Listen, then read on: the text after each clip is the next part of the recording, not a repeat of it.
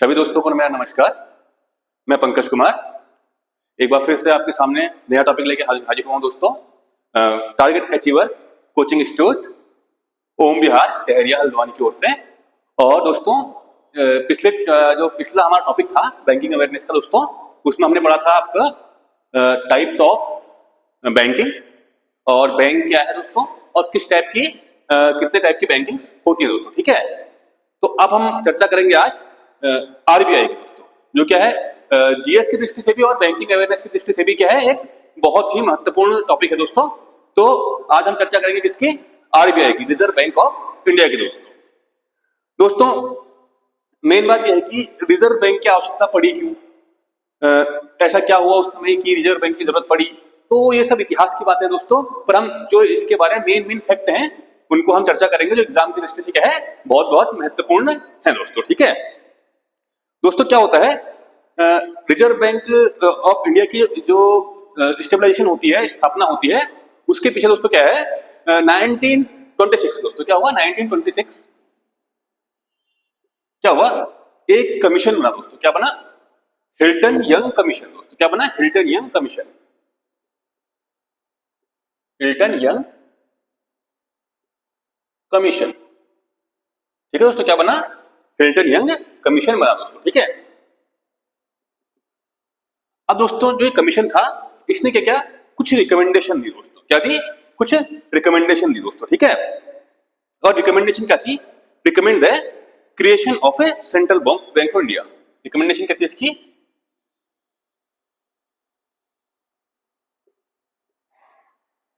क्या थी,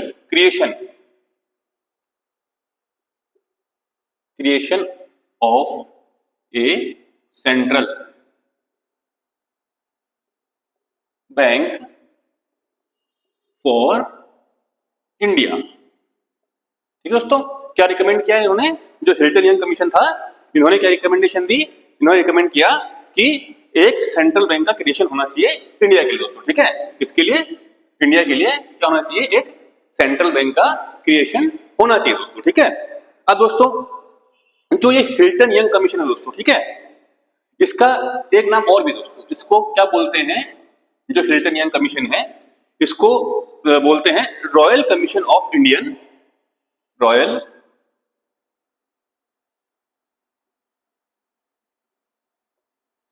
commission, royal commission for Indian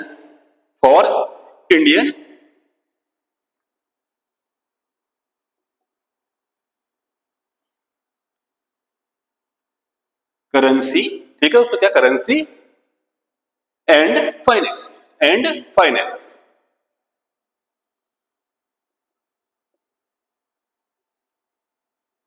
ठीक है मित्रों, तो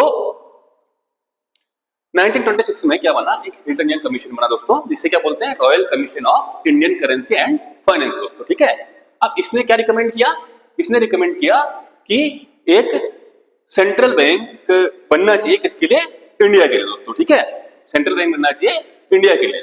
ठीक है दोस्तों, इसकी रिकमेंडेशन हिल्टन यंग कमीशन कब बना दोस्तों, 1926 में, ध्यान रखेंगे 1926 दोस्तों। ठीक है, अब जो ये क्रिएशन होना चाहिए ये क्यों होना चाहिए दोस्तों। ठीक है, अब इसमें क्या होता है, to separate the control of currency, to separate the control of currency. ठीक है, to separate the control of currency and credit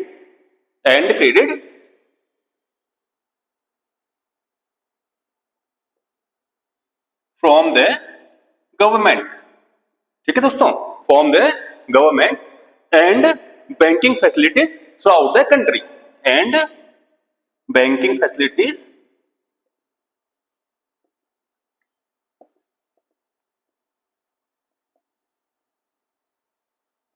through out the country दोस्तों। क्या होगा, थ्रू आउट द कंट्री। ठीक है,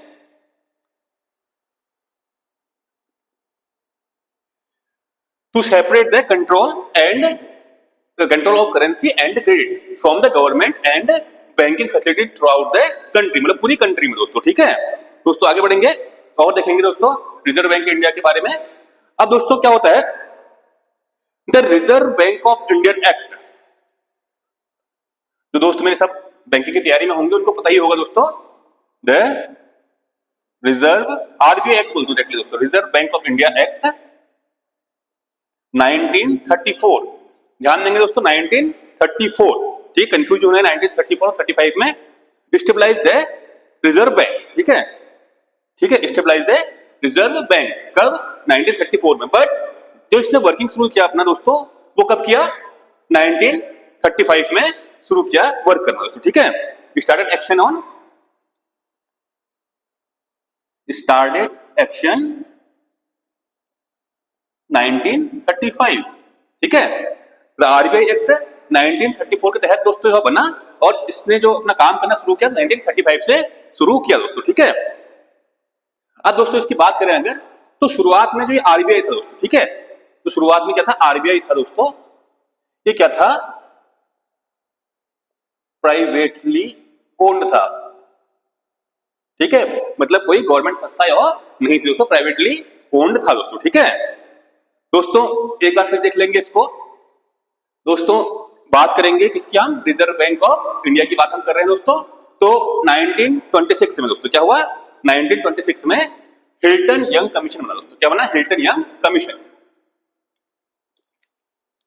इसको दोस्तों क्या बोलते हैं, royal commission of Indian currency and finance भी बोलते हैं दोस्तों, ठीक है। अब इसने रिकमेंडेशन दी, क्या दी, creation of a central bank for India, मतलब इंडिया के लिए क्या होना चाहिए, एक सेंट्रल बैंक होना चाहिए दोस्तों, ठीक है, to separate the control of currency and credit from the government and banking facilities throughout the country, ठीक है दोस्तों। क्या होना चाहिए, सेपरेट होना चाहिए control of currency and credit from the government, जो गवर्नमेंट द्वारा होता है दोस्तों, और facilities throughout the banking facilities throughout the country, मतलब बैंकिंग फैसिलिटी भी क्या होनी चाहिए, थ्रू आउट द कंट्री क्या होनी चाहिए, सेपरेट होनी चाहिए दोस्तों, ठीक है। आगे बढ़ेंगे और देखेंगे दोस्तों फिर क्या होता है, आरबीआई एक्ट 1934 आता है दोस्तों, ठीक है। उसके तहत क्या होता है, आरबीआई की स्थापना होती है और जो अपना वर्क स्टार्ट करता है आरबीआई वो 1935 से करता है दोस्तों, ठीक है। अब आरबीआई जो था स्टार्टिंग में क्या था, एक प्राइवेटली ओन्ड संस्था थी दोस्तों, जरूरी ये क्या था, गवर्नमेंट उस समय नहीं था दोस्तों, ठीक है। दोस्तों अगर चाहे तो आप इसका स्क्रीनशॉट ले लें, फिर आगे बढ़ेंगे दोस्तों।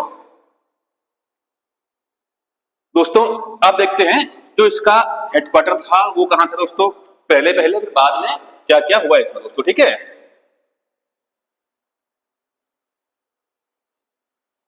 अब दोस्तों the reserve bank central office, ठीक है, आरबीआई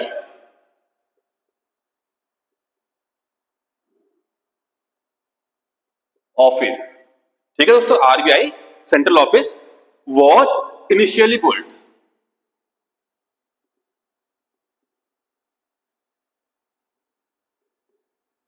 इन, कहां दोस्तों, कलकत्ता में था दोस्तों, ध्यान रखना कहां था, कलकत्ता। इनिशियली जो इसका हेड ऑफिस था या इसका क्या था, सेंट्रल ऑफिस था, वो कहां पे था, कलकत्ता में था दोस्तों, ठीक है। और इसके बाद क्या हुआ, रिलोकेट किया दोस्तों, रिलोकेटेड इन मुंबई। दोस्तों यहां पे ध्यान रखेंगे कि इनिशियली जो था वो कलकत्ता में था और उसके बाद 1937 में क्या किया, मुंबई रिलोकेट कर दिया गया दोस्तों, कहां, मुंबई दोस्तों, ठीक है।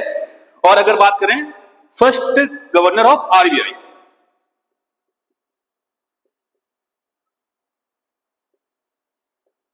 आरबीआई दोस्तों कौन थे, sir Osborne Smith, sir Osborne Smith, ये क्या थे, फर्स्ट गवर्नर थे किसके दोस्तों, आरबीआई के दोस्तों, ठीक है। अगर बात करें the first Indian governor, first Indian governor दोस्तों, ठीक है, जो फर्स्ट इंडियन गवर्नर थे दोस्तों वो कौन थे, सी डी देशमुख दोस्तों, चिंतामन द्वारिकानाथ देशमुख दोस्तों, ठीक है, सी डी देशमुख। दोस्तों इनका पूरा नाम है चिंतामन द्वारका नाथ देशमुख। ठीक है दोस्तों, अगर बात करें फर्स्ट जो गवर्नर थे वो कौन थे? ऑसबोर्न स्मिथ थे दोस्तों। और अगर बात करें फर्स्ट इंडियन गवर्नर की दोस्तों, वो कौन थे?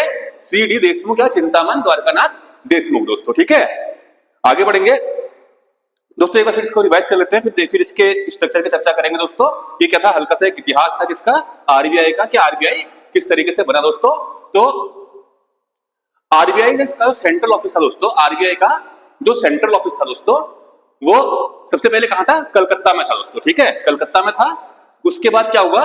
उसको शिफ्ट कर दिया गया। शिफ्ट कहां कर दिया गया? मुंबई में। और कब किया गया? 1937 में। और दोस्तों अगर फर्स्ट गवर्नर ऑफ आरबीआई की बात करें तो वो थे सर ऑसबोर्न स्मिथ। और अगर फर्स्ट इंडियन गवर्नर की बात करें तो वो थे सी.डी. देशमुख या चिंतामन द्वारकानाथ देशमुख दोस्तों। अब दोस्तों आगे बढ़ेंगे और बात करेंगे स्ट्रक्चर ऑफ आरबीआई की दोस्तों। स्ट्रक्चर ऑफ आरबीआई,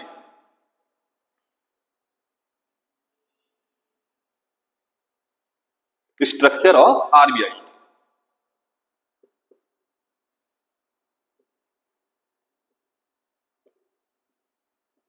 कि आरबीआई का स्ट्रक्चर कैसा है और आरबीआई किस तरीके से वर्क करता है दोस्तों। ठीक है दोस्तों, जो अफेयर्स थे, जितने भी अफेयर्स थे जो भी होते थे, वो किसके द्वारा कंट्रोल किए जाते थे? जो अफेयर्स थे are governed by the central board of director.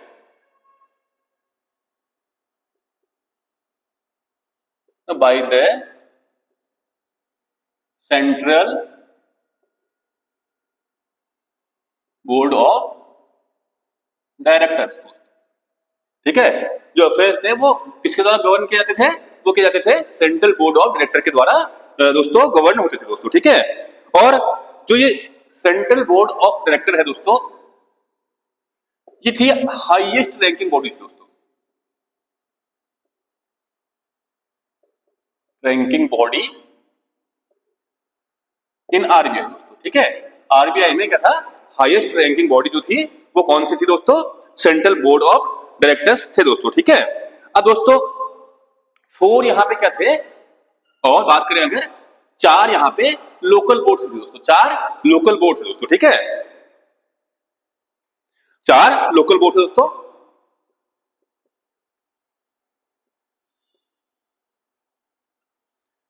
अब दोस्तों जो ये 4 लोकल बोर्ड्स थे, ये क्या क्या दिखाते थे दोस्तों? ये अलग अलग रीजन को दिखाते थे दोस्तों। ठीक है, जैसे एक eastern region, eastern region plus western region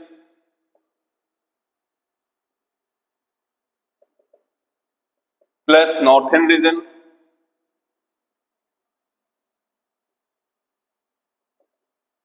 plus southern reason.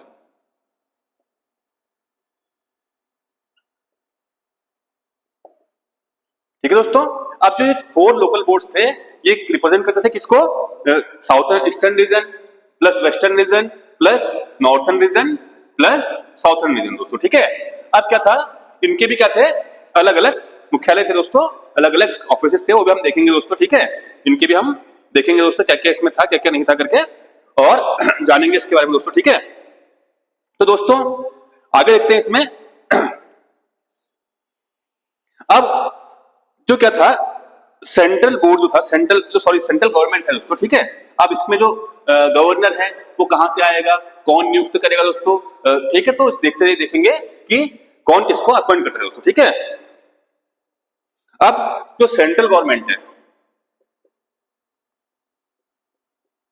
जो सेंट्रल गवर्नमेंट दोस्तों, वो क्या करेगी? Appoints the director of central board of members. ठीक है, central board of members, RBI appoints.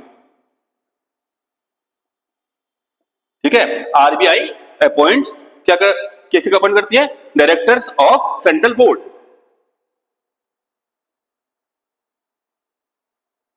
Of central board. ठीक है दोस्तों, सेंट्रल बोर्ड के डायरेक्टर को कौन नियुक्त करता है दोस्तों? सेंट्रल गवर्नमेंट दोस्तों, ठीक है, and members of local board दोस्तों, ठीक है, एंड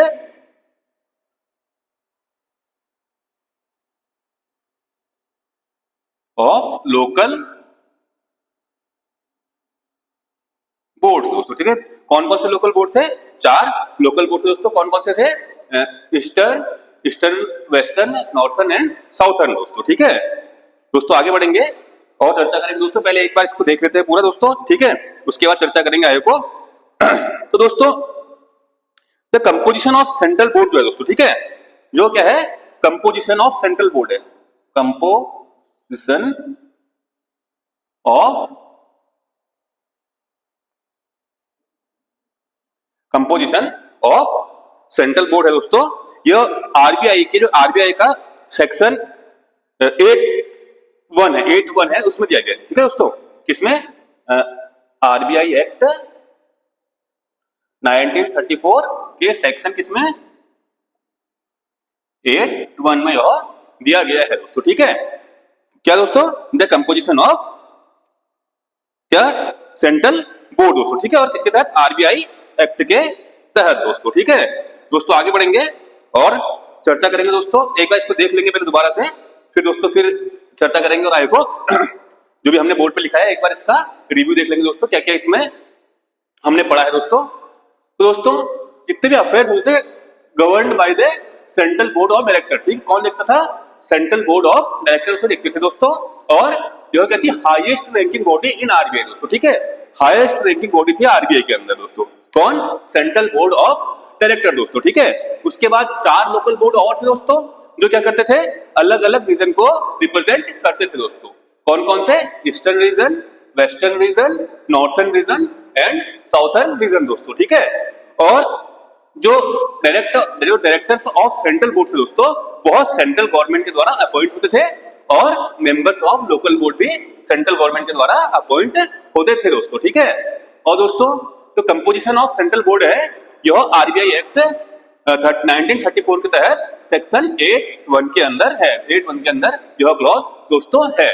दोस्तों अब आगे बढ़ेंगे, इसके बाद चर्चा करेंगे दोस्तों हम किसकी?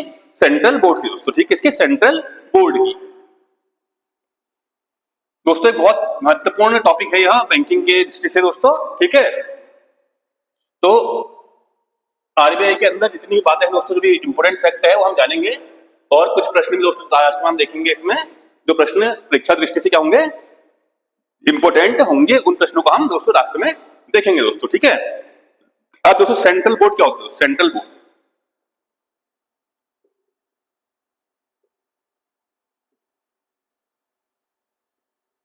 ठीक है दोस्तों, बात करेंगे सेंट्रल बोर्ड की दोस्तों, ठीक है।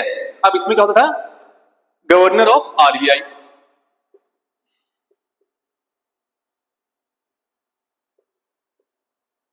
गवर्नर ऑफ आरबीआई दोस्तों, ठीक है दोस्तों। 4 deputy governors of RBI,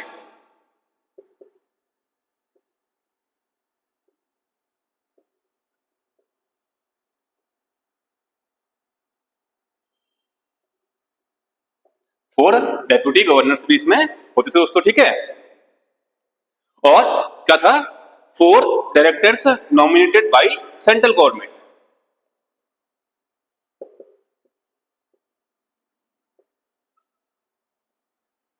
nominated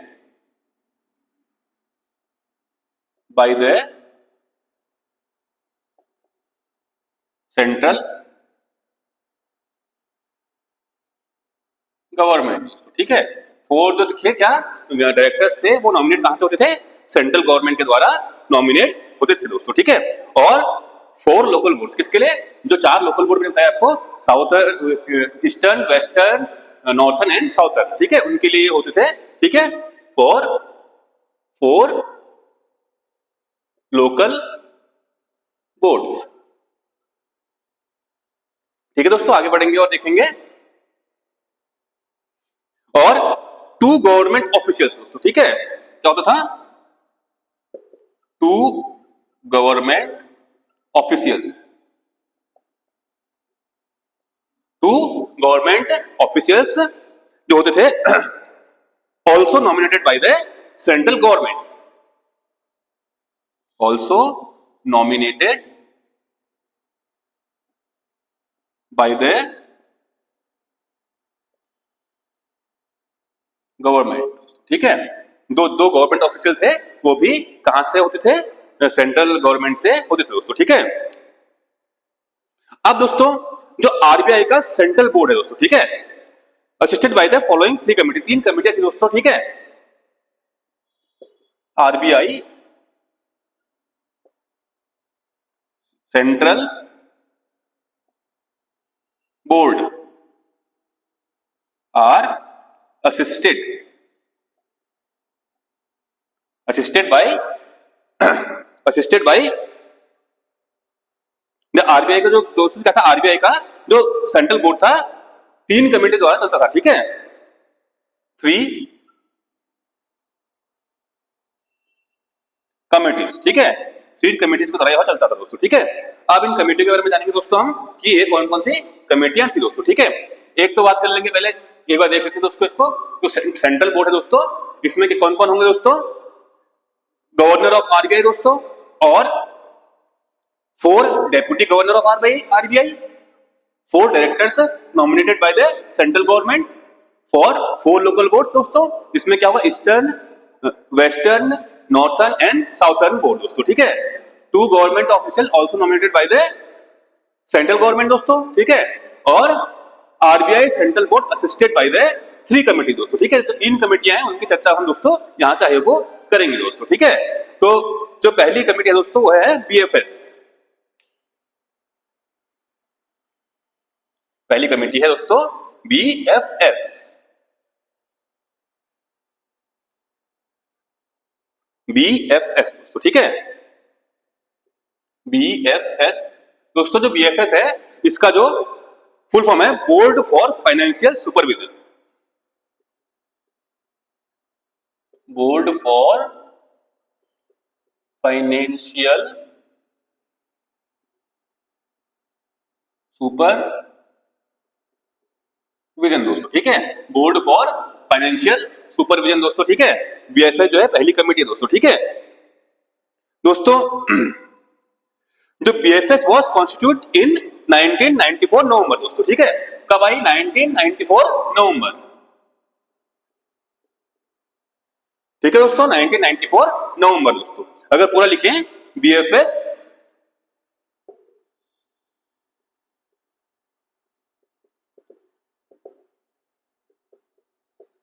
इन 94 नवंबर दोस्तों। ठीक है, 1994 नवंबर में दोस्तों बीएफएस आई दोस्तों। ठीक है, आगे बढ़ेंगे दोस्तों। BFS was set up to strengthen supervision and surveillance over the financial system दोस्तों। क्या करती है? फाइनेंशियल सिस्टम के ऊपर सर्विलांस रखती है दोस्तों। कौन? बीएफएस दोस्तों। ठीक है, अगर देखें पूरा, BFS was set up to, देखिए BFS was set up to क्या दोस्तों? Set up to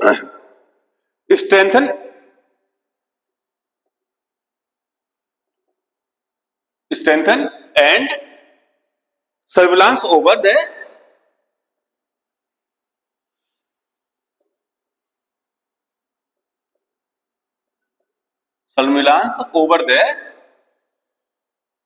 financial system.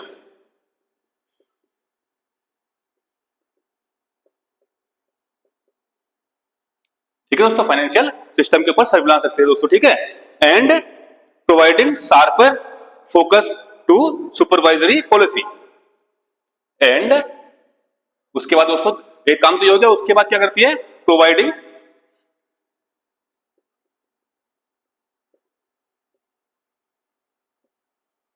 Providing sharper focus to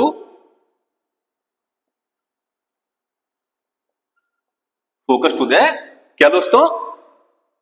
supervisory policy and skill.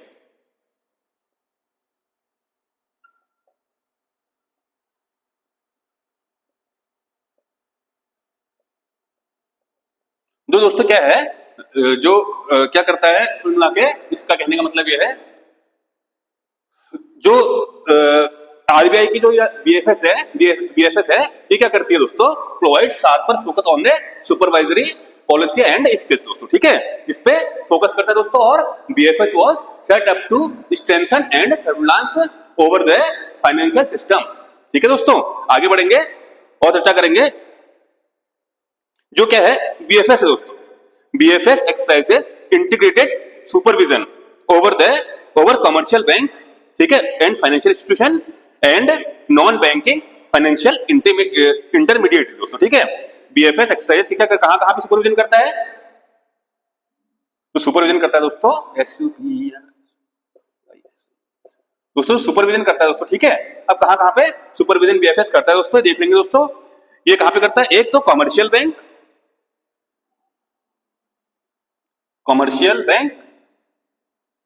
Plus financial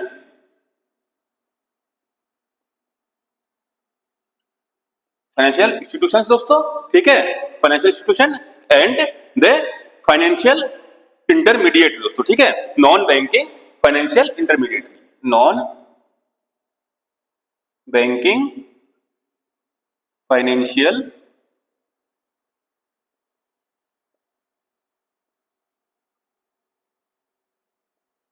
mediate दोस्तों, ठीक है, यहां पे करता है दोस्तों, ठीक है। अब दोस्तों आगे बढ़ेंगे एक बार देख लेंगे इसको।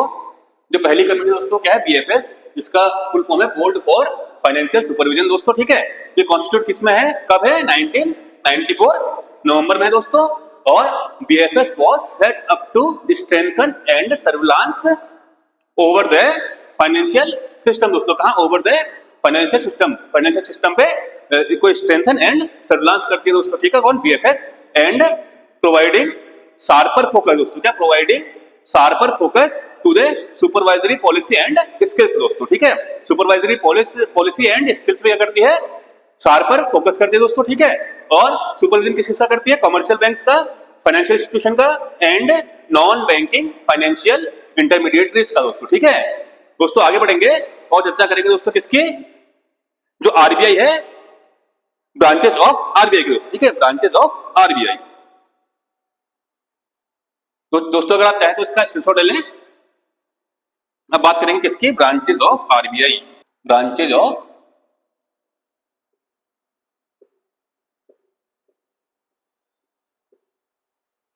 आरबीआई दोस्तों, ठीक है।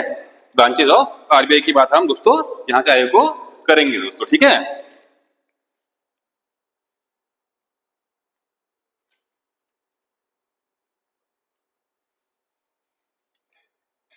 दोस्तों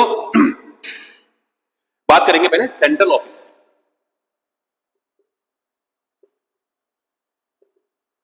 सेंट्रल ऑफिस की बात दोस्तों करेंगे।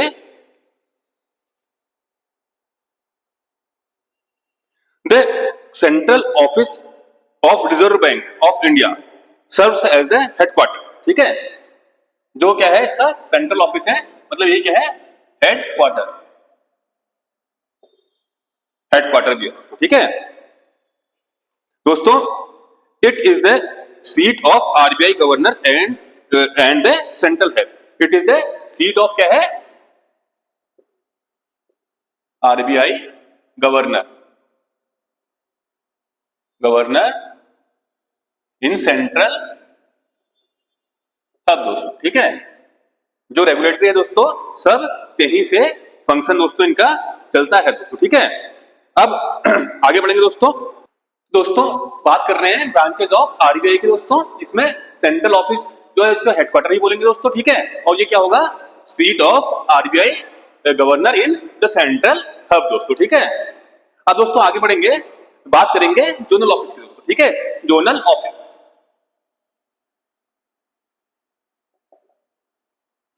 ठीक है, बात करेंगे जोनल ऑफिस की दोस्तों, ठीक है। तो जोनल ऑफिस की बात अगर करें दोस्तों तो चार जोनल ऑफिस दोस्तों, कितने ऑफिस? चार जोनल ऑफिस इसके हैं दोस्तों। कितने जोनल ऑफिस हैं?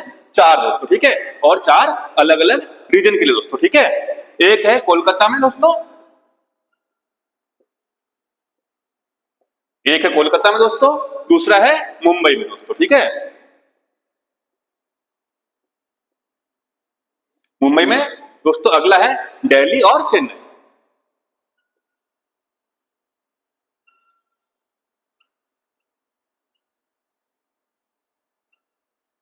दिल्ली और चेन्नई दोस्तों, ठीक है। और ये क्या करेंगे, अलग अलग रीजन को रिप्रेजेंट करेंगे दोस्तों, ठीक है।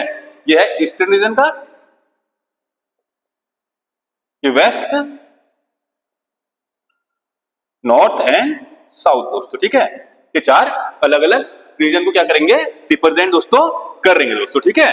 और बात करें अगर रीजनल ऑफिस ऑफ आरबीआई, ठीक है दोस्तों, इसके रीजनल ऑफिस के दोस्तों,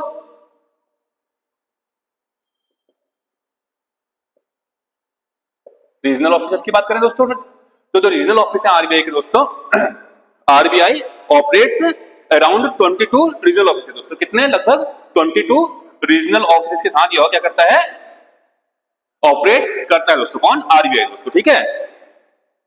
These offices primarily situated in capital cities of various states। जो कैपिटल सिटीज होते हैं दोस्तों स्टेट्स की, वहां पे ये जो 22 जो रीजनल ऑफिस है वो दोस्तों सिचुएटेड हैं दोस्तों, ठीक है। जैसे कि उत्तराखंड का देहरादून में है दोस्तों, ठीक है दोस्तों। आगे देखेंगे और ये होते किसके दोस्तों, ठीक है। अदर ऑफिसेस ऑफ आरबीआई की बात करें, ठीक है, कुछ अदर ऑफिसेस भी हैं आरबीआई के, उनकी बात हम यहाँ पे करेंगे दोस्तों, ठीक है। कुछ अदर ऑफिसेस जो आरबीआई के हैं उनकी दोस्तों, रीजनल ऑफिस के बाद आप बात करेंगे किसकी, कुछ अदर ऑफिसेस की दोस्तों। अब जो अदर ऑफिसेस दोस्तों होते हैं किसके, आरबीआई के, जो अदर ऑफिसेस होते हैं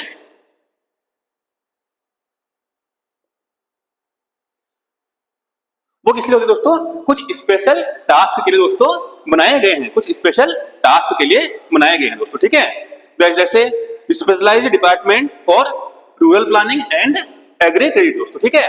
रूरल प्लानिंग और एग्री क्रेडिट के लिए अलग अलग ऑफिस दोस्तों खोले गए हैं दोस्तों आरबीआई के द्वारा दोस्तों, ठीक है। और क्या किया गया है दोस्तों, ट्रेनिंग सेंटर खोले गए हैं दोस्तों, ठीक है, फॉर किसके लिए, बैंकर्स के लिए दोस्तों, और oversight of specific financial institution, ठीक है, और oversight of specific financial institution दोस्तों, ठीक है। क्योंकि जो क्या है, आरबीआई है जो है बैंकों का बैंक भी है दोस्तों, ठीक है। तो उनकी ट्रेनिंग, जो बैंकर्स होते हैं उनकी ट्रेनिंग के लिए भी, और दोस्तों जो एग्री क्रेडिट है उसके लिए दोस्तों, और रूरल प्लानिंग के लिए भी दोस्तों ये बनाए गए हैं दोस्तों, ठीक है दोस्तों। एक बार फिर ओवरव्यू देख लेंगे इसका। ब्रांचेज ऑफ आरबीआई की बात करेंगे दोस्तों, सेंट्रल ऑफिस जो है दोस्तों क्या है, हेडक्वार्टर भी है दोस्तों इसका, seat of RBI governor in central hub दोस्तों। उसके बाद 4 जोनल ऑफिस हैं दोस्तों जो अलग अलग रीजन के लिए हैं दोस्तों। उसमें क्या है, Kolkata for eastern region, Mumbai for western region, Delhi for the northern region and Chennai for the southern region दोस्तों, ठीक है।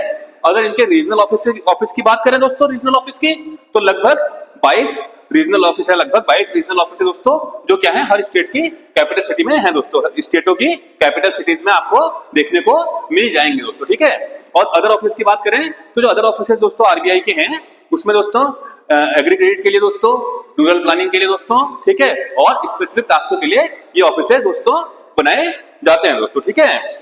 और जैसे कि ट्रेनिंग सेंटर्स ऑफ बैंकर्स, जो बैंकर्स होते हैं उनके ट्रेनिंग सेंटर की दोस्तों, oversight the specific financial institution दोस्तों, ठीक है। आगे बढ़ेंगे और बात करेंगे किसकी, फंक्शन ऑफ आरबीआई की दोस्तों, ठीक है। फंक्शन ऑफ आरबीआई की, function of RBI,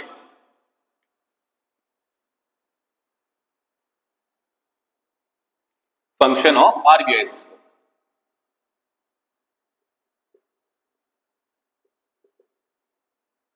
function of RBI दोस्तों, ठीक है दोस्तों। अब फंक्शन ऑफ आरबीआई देखेंगे दोस्तों, to regulate the issues of bank notes and issuing of bank notes and keeping of reserve with, to regulate the issue of bank notes, to regulate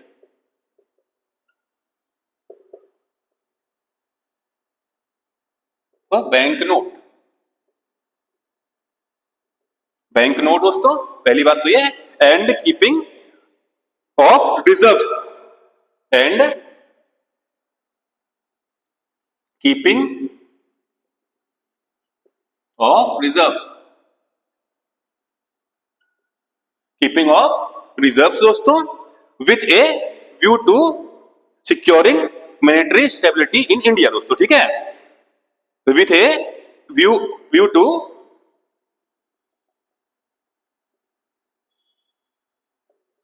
with a view to दोस्तों क्या, securing monetary stability,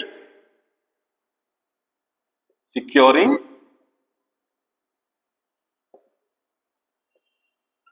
monetary stability in India दोस्तों। ठीक है दोस्तों। दोस्तों अगर बात करें to regulate the issuing of bank note and keeping the of reserve with a view to securing monetary stability in India and generally operate the currency and credit system. ठीक है। और बात करें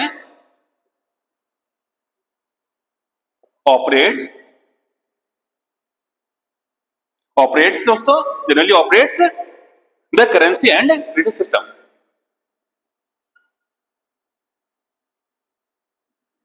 एंड द क्रेडिट सिस्टम दोस्तों। दोस्तों to regulate the issue of bank note, issuing of bank note and keeping of reserve with a view to securing monetary stability in India. और दोस्तों आगे बात करें generally operates the currency and the credit system दोस्तों of our country to its advantage. ठीक है, हमारी country को एडवांटेज देने के लिए दोस्तों। ठीक है, मतलब पूरी मॉनेटरी जो पॉलिसी है दोस्तों इसी के पास रहती है दोस्तों। किसके पास?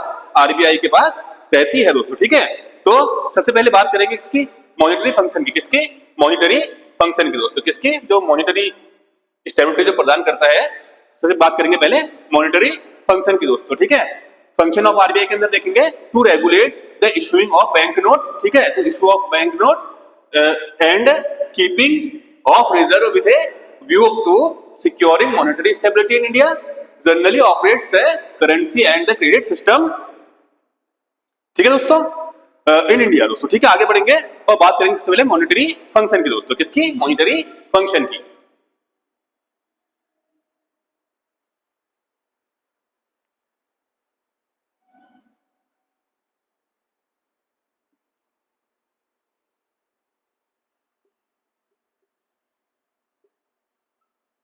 मॉनेटरी फंक्शन दोस्तों, जो मॉनेटरी फंक्शन है तो इसके अंदर सबसे पहले क्या है, जो आरबीआई है वो क्या करता है? बैंक नोट इशू करता है दोस्तों। ठीक है, आप सभी को पता ही होगा। तो इशूज बैंक नोट्स। ठीक है,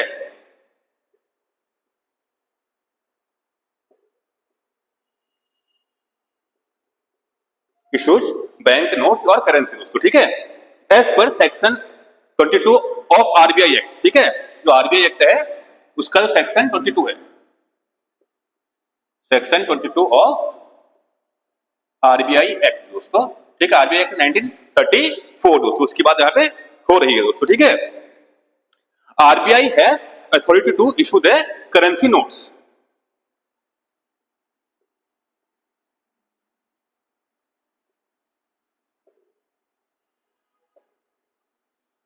टू इशू बैंक नोट। ठीक है, आरबीआई को क्या है, क्या है? बैंक नोट जारी करने की अथॉरिटी है दोस्तों। ठीक है, करेंसी नोट दोस्तों बोले तो ज्यादा बढ़िया रहेगा। करेंसी नोट इशू करने की क्या है अथॉरिटी? किसको है दोस्तों? आरबीआई को है।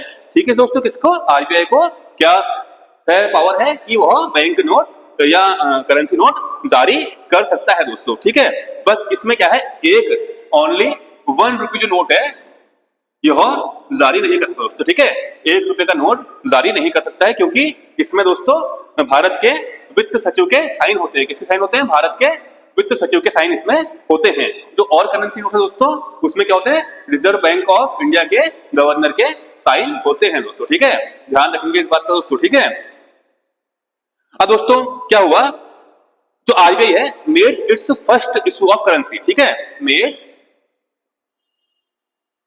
It's first issue of currency दोस्तों। कब कब इशू किया पहला इन्होंने? वो किया जनवरी 1938 में दोस्तों। ठीक है, जनवरी 1938, जनवरी 1938 दोस्तों। ठीक है, अब आरबीआई के पास पावर क्या है? डीमोनेटाइजेशन की दोस्तों। ठीक है, विमुद्रीकरण कहते हैं हिंदी में दोस्तों। आरबीआई क्या कर सकता है? डीमोनेटाइजेशन भी कर सकता है। RBI have the power of demonetisation demonetisation, ठीक है, RBI have the power of demonetisation की पावर भी आरबीआई के पास है दोस्तों, ठीक है दोस्तों। आगे बढ़ेंगे। अब जो कॉइन्स होते हैं दोस्तों, कॉइन्स जो होते हैं वो 4 जगह मिंट्स होते हैं दोस्तों। भारत में क्या होता है, 4 जगह मिंट्स होते हैं दोस्तों, ठीक है। मुंबई, अलीपुर, सैफाबाद एंड चेल्लीपुरी प्लस नोएडा दोस्तों, ठीक है, यहाँ पे ये होते हैं दोस्तों, ठीक है दोस्तों। आगे बढ़ेंगे। अब बात करेंगे इसके अगले फंक्शन की दोस्तों, ठीक है। अगले फंक्शन की बात करें तो दोस्तों, as a bankers to of the Indian government, as a banker to the Indian government दोस्तों, ठीक है, as a banker to the Indian government.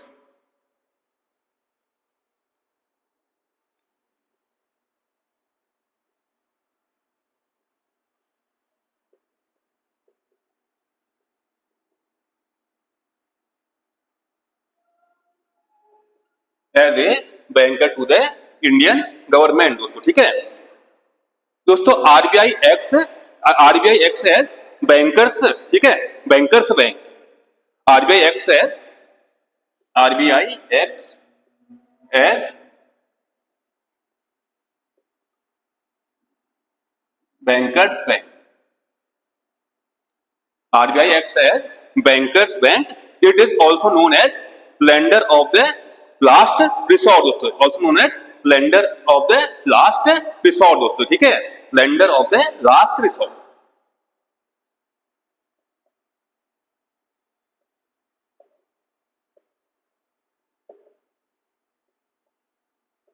और ऑफ द लास्ट रिसोर्ट दोस्तों, ठीक है। आगे बढ़ेंगे और जो जानेंगे दोस्तों इसके बारे में। तो दोस्तों इसके बारे में आगे जानने से पहले दोस्तों देखेंगे agent adviser and bankers of Indian government. एक क्या है दोस्तों, एडवाइजर भी है इंडियन गवर्नमेंट का और एजेंट भी दोस्तों, क्या है, एजेंट भी है और वो भी है दोस्तों, क्या है, एडवाइजर भी है दोस्तों, ठीक। कौन, जो ये है आरबीआई दोस्तों, ठीक है, agent adviser and banker of the Indian government. Agent and adviser, agent and adviser and banker of, ठीक है,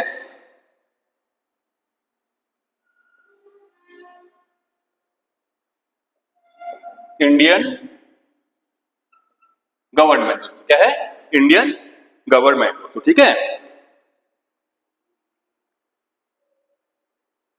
आगे बढ़ेंगे दोस्तों, ठीक है, देखेंगे इसी में agent of the union government and all state, ठीक है, agent of the union government and all state, of the union government in all state, ठीक है। एक ये भी है दोस्तों, ठीक है, एक इसका as a banker of government दोस्तों, ठीक है, sorry, and all state government दोस्तों, ठीक है, एंड ऑल स्टेट गवर्नमेंट दोस्तों, ठीक है। अब बात करें अगर किसकी, as a bankers to the Indian government, RBI act as bankers bank, ठीक है। तो उसमें क्या होता है दोस्तों, इसे लेंडर ऑफ लास्ट रिसोर्ट भी कहते हैं दोस्तों, किसको, आरबीआई दोस्तों, ठीक है। और ये क्या है, एजेंट एंड एडवाइजर है जिसका, ठीक है, एंड बैंकर है इंडियन गवर्नमेंट का, agent of the union government and all state, ठीक है दोस्तों, यूनियन गवर्नमेंट का भी है और ऑल स्टेट गवर्नमेंट का भी है दोस्तों, ठीक है। अब दोस्तों क्या करता है ये क्या करता है, requires all state to maintain a minimum reserve balance with it. अब हर स्टेट में क्या होता है, एक मिनिमम बैलेंस मेंटेन करना पड़ता है, ठीक है, किसके साथ, आरबीआई के साथ दोस्तों, इतना उसके पास होना चाहिए दोस्तों, ठीक है।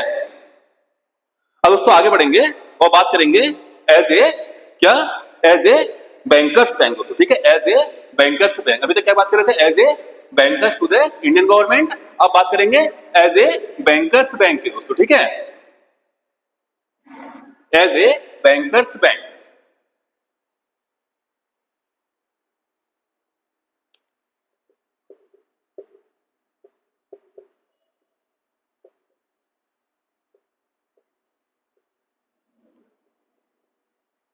एज ए बैंकर्स बैंक दोस्तों, ठीक है। अब दोस्तों RBI acts as bankers bank, ठीक है। क्या करता है, बैंकर के बैंक की तरह यह काम करता है दोस्तों, कौन, आरबीआई दोस्तों, ठीक है। और देखेंगे अब दोस्तों आगे क्या होता है, RBI mandatorily request all scheduled bank to maintain a cash balance, ठीक है, equivalent to 3% of its aggregate deposit, ठीक है। कोई बैंक है, ठीक है, कोई भी बैंक है तो उसे क्या करना पड़ेगा, जो आरबीआई के अंडर आता है तो उसे क्या करना पड़ेगा, अपने डिपॉजिट का 3% जो है दोस्तों, ठीक, 3% मैंडेटरीली रखना पड़ेगा दोस्तों, ठीक है। RBI mandatorily request all scheduled bank to maintain a cash balance, ठीक है। कैश बैलेंस बनाना पड़ेगा कितना, कैश बैलेंस कितना होना चाहिए, 3% ऑफ क्या, जितना भी 3% होना चाहिए किसका, इट्स एग्रीगेट डिपॉजिट का, ठीक है।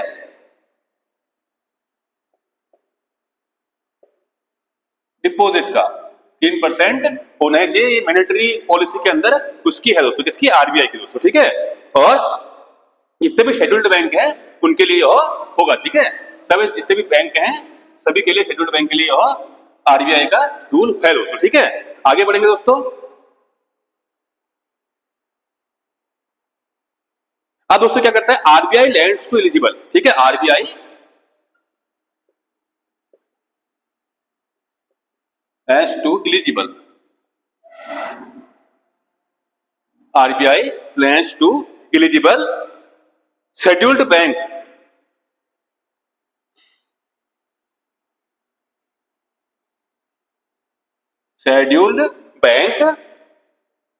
Provide the present paper securities,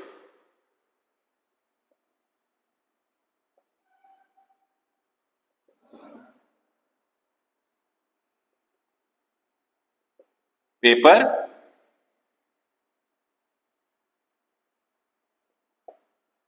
securities दोस्तों, ठीक है। प्रेजेंट पेपर सिक्योरिटीज, ध्यान रखेंगे, प्रेजेंट पेपर सिक्योरिटीज दोस्तों। अब एज ए आरबीआई के फंक्शन में दोस्तों एज ए बैंकर्स बैंक है दोस्तों, ठीक है। अब ये क्या है, बैंकों का बैंक है दोस्तों, ठीक है। अब इसके कितने शेड्यूल्ड बैंक हैं उनके पास क्या है दोस्तों, उन्हें कैश बैलेंस रखना पड़ेगा कितना, 3% ऑफ एग्रीगेट डिपॉजिट, जितना भी उनका डिपॉजिट होगा उसका 30% उन्हें कैश बैलेंस रखना पड़ेगा दोस्तों, ठीक है। और RBI lends to eligible scheduled banks provide the present paper securities दोस्तों, ठीक है। आगे बढ़ेंगे दोस्तों, अब बात करेंगे किसकी, as a custodian of foreign exchange, as a custodian of foreign exchange, as a custodian of foreign exchange,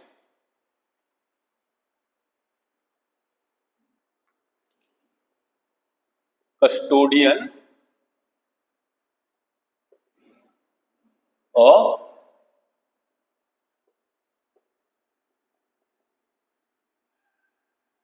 foreign exchange दोस्तों, ठीक है, कस्टोडियन ऑफ फॉरेन एक्सचेंज दोस्तों, ठीक है।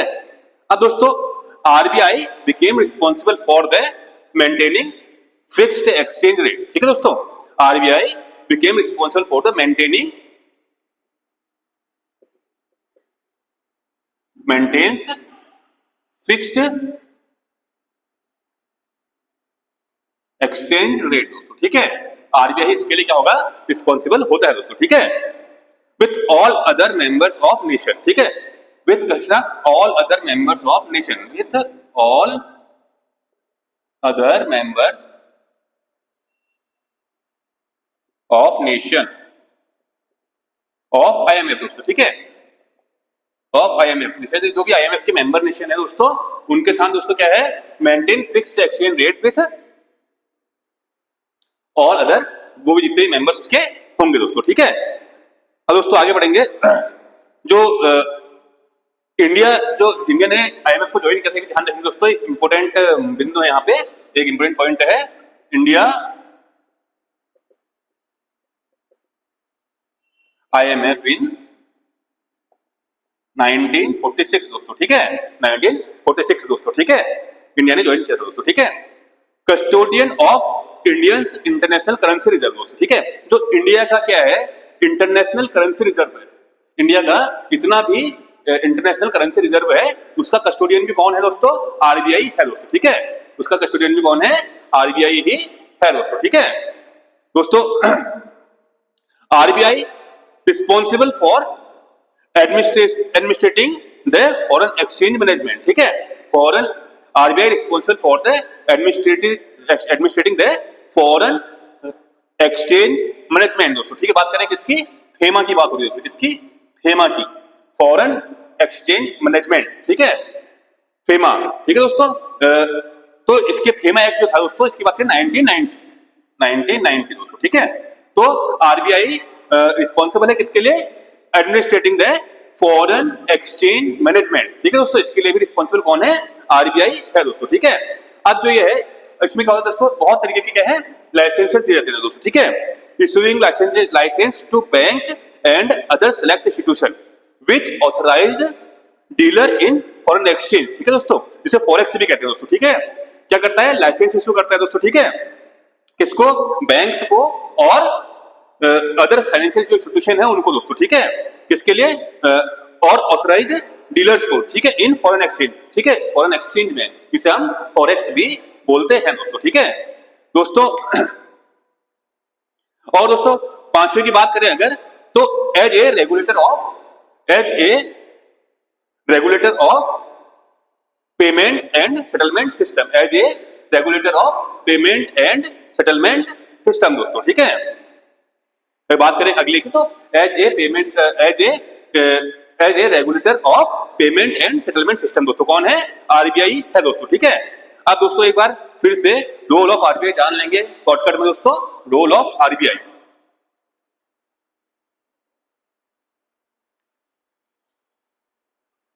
अगर एक नजर में जितना भी हमने दोस्तों अभी तक हमने जितना भी पढ़ा उसको एक नजर में देखे दोस्तों, ठीक है।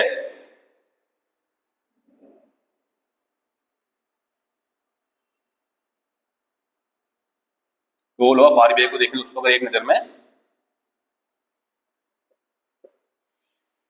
तो दोस्तों बैंकर्स ऑफ द गवर्नमेंट, ठीक है।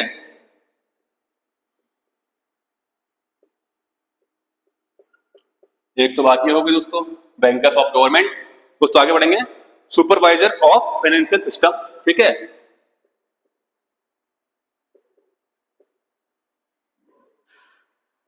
ऑफ फाइनेंशियल सिस्टम,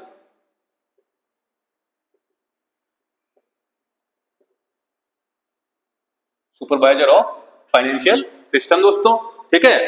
और अगर अगली बात करें तो foreign exchange management,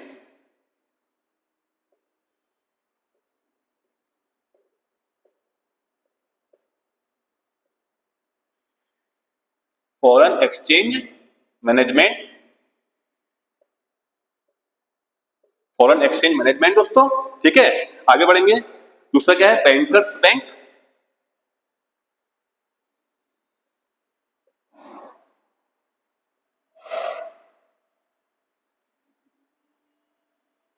bankers bank दोस्तों, ठीक है। आगे बढ़ेंगे, issues of currency,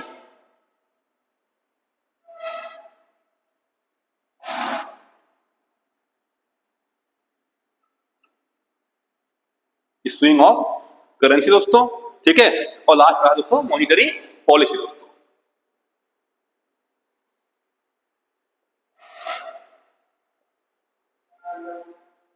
monetary policy दोस्तों, ठीक है। अगर बात करें रोल ऑफ आरबीआई की दोस्तों, तो इसमें क्या क्या आ जाएगा दोस्तों?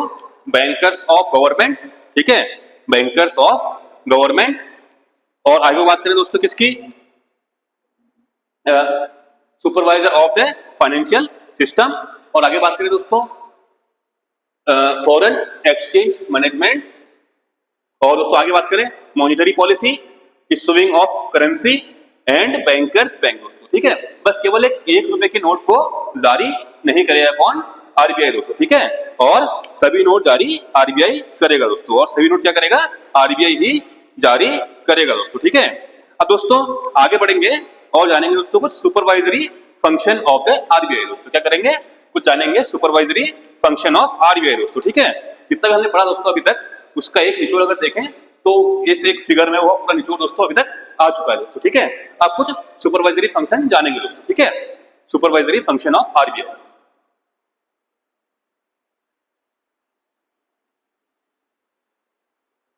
Supervisory function of RBI.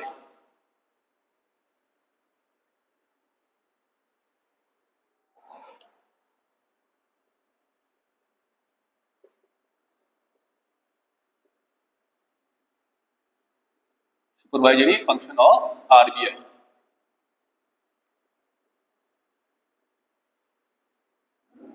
Supervisory function of RBI दोस्तों, ठीक है।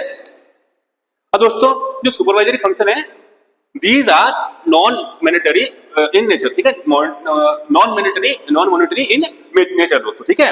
Under the guidance of the board BFS RBI perform these function दोस्तों, ठीक है। जो बीएफएस बोर्ड ने बताया था आपको, उसके अंतर्गत दोस्तों, ठीक है, उसके गाइडेंस में यह फंक्शन परफॉर्म करता है कौन? आरबीआई दोस्तों, ठीक है।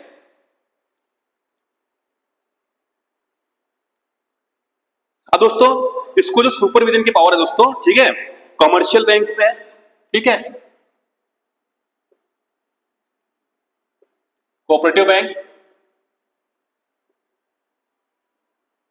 ठीक है, कोऑपरेटिव बैंक, और इन वेरियस फील्ड दोस्तों, ठीक है, licensing and establishment and branch expansion, liquidity of assets and method of working दोस्तों, इन सभी पे क्या करता है, क्या करता है यह सुपरवाइज करता है दोस्तों, ठीक है। और जितनी फाइनेंशियल इंस्टीट्यूशन है जो भी आरबीआई एक्ट के अंतर्गत, उसके अंतर्गत आरबीआई एक्ट में आते हैं, उन पर भी इनका सभी नियंत्रण दोस्तों रहता है दोस्तों, किसका?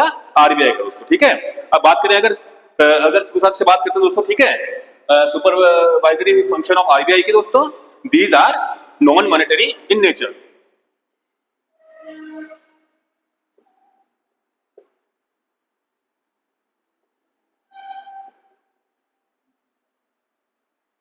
इन नेचर दोस्तों, ठीक है, under the guidance of BFS, under the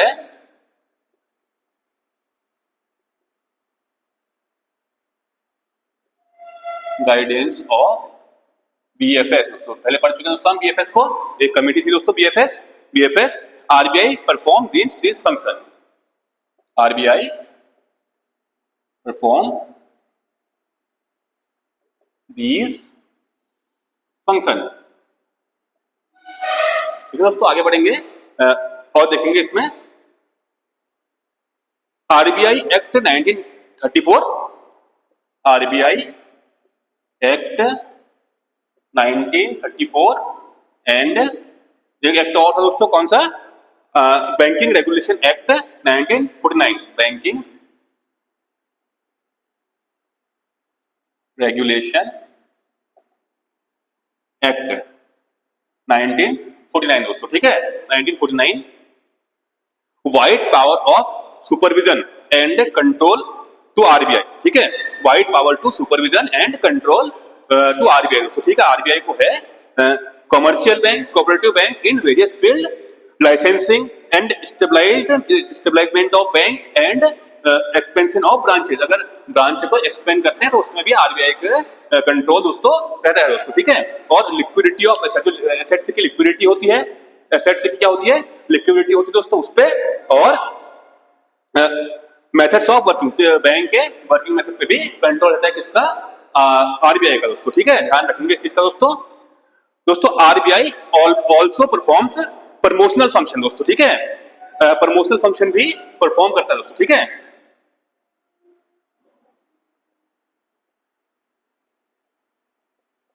promotional function, ठीक है, प्रमोशनल फंक्शन भी परफॉर्म करता है दोस्तों, ठीक है, टू अचीव नेशनल ऑब्जेक्टिव, ठीक है, नेशनल ऑब्जेक्टिव्स को परफॉर्म प्राप्त करने के लिए क्या करता है? और प्रमोशनल फंक्शन भी करता है दोस्तों, ठीक है। और like financial inclusion, awareness of promote banking, ठीक है, बैंकिंग के लिए अवेयरनेस को प्रमोट करने के लिए प्रमोशन फंक्शन भी करता है दोस्तों, कौन? आरबीआई दोस्तों, ठीक है। अब आरबीआई ने क्या किया दोस्तों? RBI set up many organisation the growth of economy दोस्तों, ठीक है। आरबीआई ने क्या किया? सुपरवाइजरी पावर के तहत इसने क्या किया? कुछ संस्थाएं बनाई दोस्तों, ठीक है। आरबीआई ने कुछ संस्थाएं सेटअप की दोस्तों, उनके बारे में जानेंगे दोस्तों, ठीक है, इसी के अंदर सुपरवाइजरी फंक्शन में दोस्तों, ठीक है। तो RBI setup many organisation, RBI setup many organisation to क्या, किसलिए दोस्तों, ग्रोथ ऑफ इंडियन इकोनॉमी, ठीक है, for growth of Indian economy, ठीक है, इंडियन इकोनॉमी की ग्रोथ के लिए क्या किए हैं, बहुत सारे क्या है दोस्तों ऑर्गेनाइजेशन सेटअप किए हैं दोस्तों, ठीक है, इनके बारे में जान लेंगे दोस्तों। पहला है क्या, IFCI दोस्तों, ठीक है, जो IFCI है, industrial finance corporation of India, industrial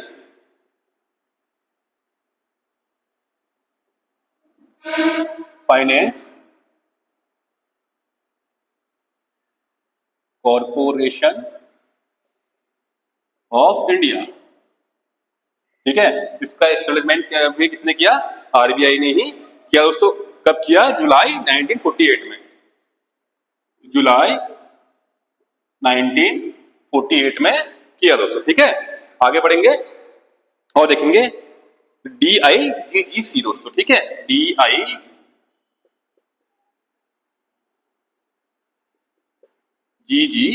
दोस्तों, ठीक है, DIGGC दोस्तों, deposit insurance and credit guarantee, ठीक है, deposit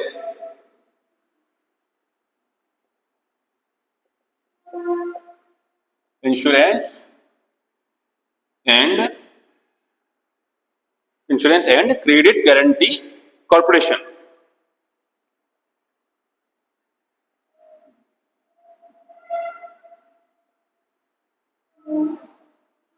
guarantee corporation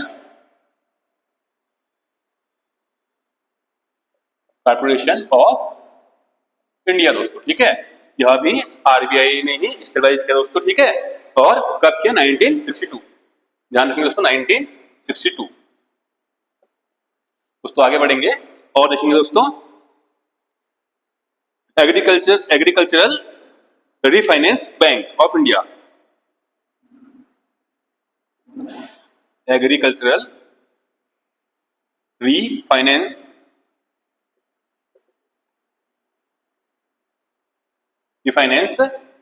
bank of India,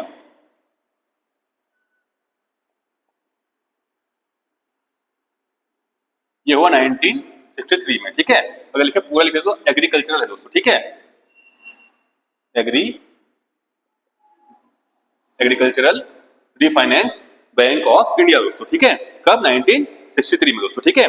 बात करेंगे IDBI की दोस्तों, IDBI, ठीक है दोस्तों, इसमें क्या है, industrial development bank of India 1964 दोस्तों, ठीक है, 1964 दोस्तों। उसके बाद बात करेंगे UTI की, यूनिट ट्रस्ट ऑफ इंडिया दोस्तों, UTI का मतलब है यूनिट ट्रस्ट ऑफ इंडिया दोस्तों, ठीक है, ये कब बना था, 1964 में, भी अभी बना था, 1964 में बना था क्या, UTI दोस्तों, ठीक है। उसके बाद Industrial Reconstruction Corporation of India दोस्तों, इंडस्ट्रियल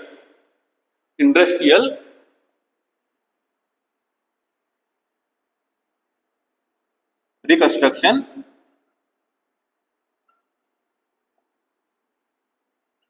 कॉर्पोरेशन ऑफ इंडिया दोस्तों, Industrial Reconstruction Corporation of India दोस्तों, यह बना था कब, 1972 में दोस्तों, कब बना था, 1972 में दोस्तों, ठीक है। अब बात करेंगे दोस्तों नाबार्ड की, national bank for agricultural and rural development दोस्तों, नाबार्ड,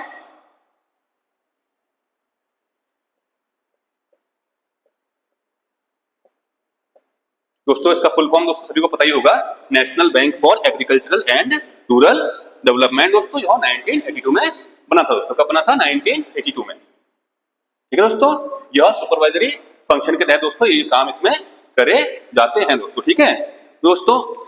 RBI लगभग दोस्तों हम एंडिंग पे RBI के पढ़ने के दोस्तों, ठीक है, लगभग हमने सारे मेजर पॉइंट्स जो है कवर कर लिए हैं दोस्तों इसमें दोस्तों। आप कुछ इंपोर्टेंट जो है, इंपोर्टेंट चीजें दोस्तों उनके बारे में जान लेंगे दोस्तों। कुछ इंपोर्टेंट पब्लिकेशन है दोस्तों, ठीक है, इंपोर्टेंट पब्लिकेशन ऑफ RBI है दोस्तों, ठीक है, जिन रिपोर्ट्स को RBI क्या करता है, पब्लिश करता है, उनके बारे में जानेंगे दोस्तों, ठीक है दोस्तों। इनमें से किसी के बारे में भी इनका एस्टेब्लिशमेंट पूछ सकता है दोस्तों, कभी भी एग्जाम में बैंकिंग अवेयरनेस के अंदर इनके एस्टेब्लिशमेंट के बारे में पूछ सकता है, कौन सा जो फर्म थी वो कब एस्टेब्लिश की गई दोस्तों, ठीक है। अब दोस्तों को जानेंगे किसके बारे में, important publication of RBI and publication of RBI दोस्तों। ठीक है, कुछ पब्लिकेशन जो आरबीआई निकालता है दोस्तों उनके बारे में चर्चा हम यहाँ पे करेंगे दोस्तों। फाइनेंशियल स्टेबिलिटी रिपोर्ट दोस्तों,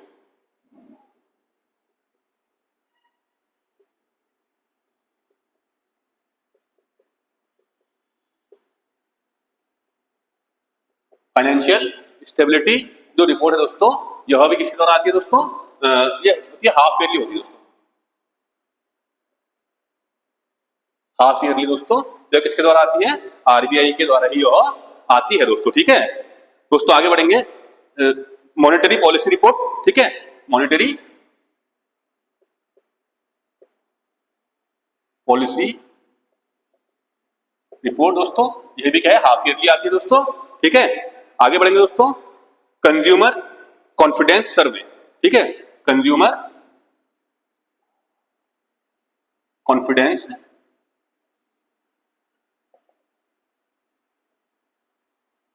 कंज्यूमर कॉन्फिडेंस सर्वे दोस्तों। ठीक है, ये दोस्तों का ये आती है क्वार्टरली दोस्तों। ठीक है, क्वार्टरली यह रिपोर्ट आती है दोस्तों, यह रिपोर्ट क्वार्टरली आती है दोस्तों। ठीक है, आगे दोस्तों देख लेंगे inflation expectation survey of house hold दोस्तों, यह भी क्वार्टरली आती है। रिपोर्ट ऑन फॉरेन एक्सचेंज दोस्तों, यह भी हाफ ईयरली आती है दोस्तों।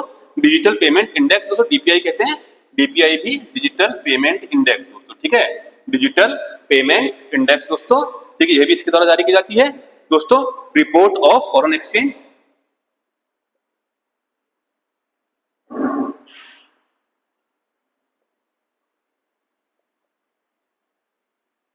यह भी दोस्तों किसके द्वारा आती है, आरबीआई के द्वारा आती है दोस्तों। ठीक है, और दोस्तों यह भी हाफ ईयरली, ध्यान रखेंगे यह भी हाफ ईयरली है,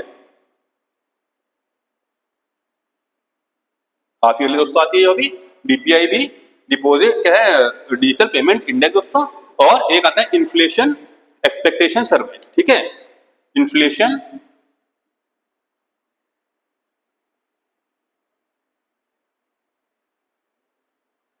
सर्वे ऑफ हाउस होल्ड। ठीक है दोस्तों, यह भी इसके द्वारा आती है दोस्तों, आरबीआई के द्वारा ही आती है दोस्तों। ठीक है, यह भी क्या है, क्वार्टरली है, यह भी क्या है, क्वार्टरली ही आती है दोस्तों। ठीक है, inflation expectation survey of India दोस्तों। ठीक है, एक्सपेक्टेशन सर्वे ऑफ इंडिया, यह भी किसके द्वारा आती है दोस्तों, आरबीआई के द्वारा ही निकाली जाती है दोस्तों। ये क्या है, कुछ पब्लिकेशन है किसके दोस्तों, आरबीआई के दोस्तों। ठीक है, ये कुछ पब्लिकेशन है आरबीआई के दोस्तों। ठीक है, अब दोस्तों आगे बढ़ेंगे और कुछ इंपोर्टेंट फैक्ट की बात भी कर लेंगे दोस्तों, जो भी आरबीआई के बारे में इंपोर्टेंट फैक्ट्स हैं दोस्तों वो भी देख लेंगे दोस्तों। जो पुराने में पढ़ लिए हैं उसमें भी क्या पता, मैं बता चुका हूं पहले आपको दोस्तों। तो आरबीआई के जो इंपोर्टेंट फैक्ट है, मेजर फैक्ट है दोस्तों, उसकी बात करेंगे। तो फर्स्ट गवर्नर जो थे दोस्तों कौन थे, सर ऑसबोर्न स्मिथ दोस्तों। ठीक है, जो ऑसबोर्न स्मिथ थे,